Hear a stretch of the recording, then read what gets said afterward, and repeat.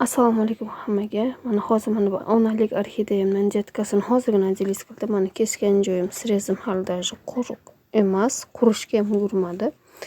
Bu orxideyam gulga jetka qilishni boshlaganidan beri tinmay jetka qilib beryapti. Shu bilan mana bitta jetkasini ajratdim. Mana shunday ko'rinishda orxideyalar ko'payadi.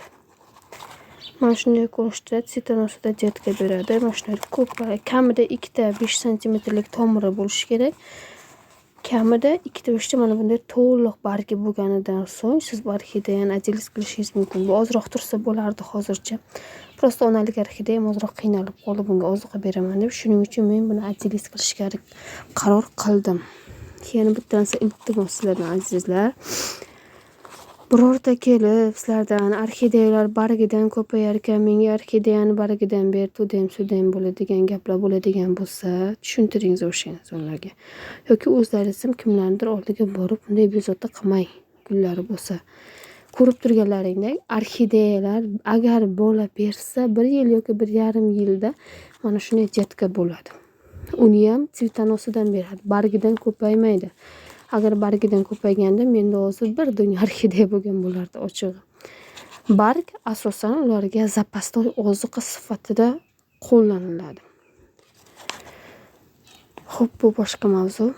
Orxideyaning jetkasi mana shunday aktivniy rostda bo'lgan payt, mana tomirlar uchini ko'rib turibsiz, yangi tomirlar chiqaryapti. Shunaqa aktivniy rostda bo'lganda, keyin bunday namlikka, sharoitga o'rgangandan so'ng analiz qilingizlar. Men bu yerga mox qo'yib qo'yganman, har qanchadir vaqtni namlab turaman. O'zi sho'rlab ham qo'ygan moxim ko'rinib turibdi. Bu o'sha lekin tomirlari bemalol mustaqil suv ichishga, ozuqa ichishga o'rgangan orxideya. Shuning uchun ham buni alohida qildim.